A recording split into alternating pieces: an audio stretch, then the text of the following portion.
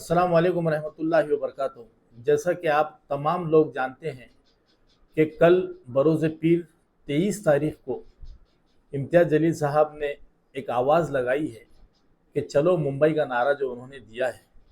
तो मैं इस वीडियो के ज़रिए आप तमाम लोगों से ये अपील करता हूँ कि नामूस रिसालत के लिए हम तमाम लोगों को बॉम्बे जाना है, क्योंकि हुकूमत तक ये पैगाम पहुँचाना है कि अगर हमारे बारे में कोई कुछ कहे तो हम उसकी परवाह नहीं करेंगे, हम जो है तो उसका बुरा नहीं मानेंगे।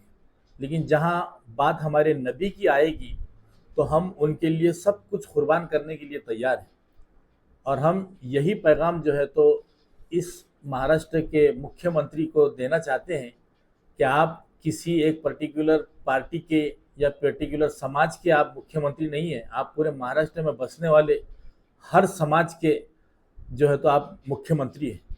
और आपको जो आपने ओथ ली है, आपने जो कसम खाई है संविधान के तहत इस राष्ट्र को चलाने की, तो आप संविधान को कहीं ना कहीं नज़रअंदाज कर रहे हैं।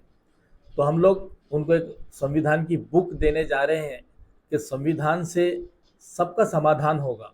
और आप संविधान के दायरे में रहते हुए अगर किसी के ऊपर भी जब एफआईआर दर्ज होती है तो उस पर कार्रवाई भी लाजिम है। आप एक मुख्यमंत्री, एक आप है तो ऑफिशियल पोस्ट पे बैठ के, एक संवैधानिक पद पे बैठकर आप ये कहते हैं कि रामगिरी महाराज जिसने हमारी नबी की शान में गुस्ताखी की है, आप उसको कहते हैं कि तुम्हारा बाल भी बाका नहीं होने देंगे। तो आपने मुख्यमंत्री पद से हटकर पहले रिज़ाइन देना चाहिए, उसके बाद में ये बात करें तो ये हजम होती है। लेकिन एक मुख्यमंत्री को ये सूट ही नहीं होता। इसका मतलब यही है कि आप मुख्यमंत्री के लायक भी नहीं है।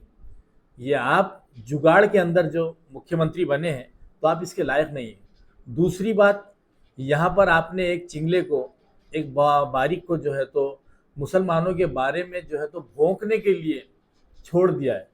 तो हम चाहते हैं कि उसके ऊपर भी कार्रवाई हो, क्योंकि मुस्लिम नौजवान जब मिरवोनिक में निकल रहे हैं, शांतता से जो है तो वो अपनी मिरवोनिक को कर रहे हैं, चाहे वो नंदुरबार हो, चाहे वहाँ का दूसरा इलाका है वहाँ पर हो, वहाँ पर पथराव किया जा रहा है, मुसलमानों की सारी गाड़ियाँ, प्रॉपर्टीज़ को जलाया जा रहा है और कार्रवाई मुसलमानों के खिलाफ हो रही है।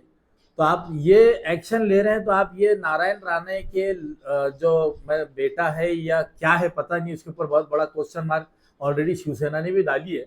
तो वो जो भी है उसके ऊपर भी आप एक्शन नहीं ले रहे। वो धड़ल्ले से जो है तो जहरीली जबान को जो है तो अपने लगाम ना देते हुए मुसलमानों के ही खिलाफ में बोल रहा है। तो मैं समझता हूँ कि सबसे पहले तो हम लोग इलेक्शन कमिश्नर के पास भी जाएंगे कि ऐसे दो समाजों के अंदर तेढ़ निर्माण करने वाले ऐसे लोगों के ऊपर जो है तो इनको इलेक्शन के ऊपर भी पाबंदी लगनी चाहिए। ये भी डिमांड इंशाल्लाह आने वाले वक्तों के अंदर जो है तो हम करेंगे।